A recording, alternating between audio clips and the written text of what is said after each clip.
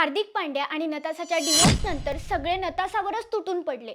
सगळ्यांना वाटलं चूक तिचीच आहे, ती बदललीये, तिचं करिअर झालं म्हणून ती आता हार्दिक पासून दूर जाते आणि याहून जास्त बरंच काही हजारो लाखो लोक बोलले। पण आता जेव्हा हार्दिक दुसऱ्या मुलीसोबत दिसतोय तेव्हा तेच लोक म्हणताय पुअर नताशा, बिचारी किती सहन करत असेल। अरे म्हणजे कालपर्यंत जी विलन होती आज तीच विक्टिम झाली। मग खरं कोण, हार्दिक, नताशा की लोकांचे परसेप्शन? खरं सांगायचं तर लोकांचं कामच असतं जज करणं।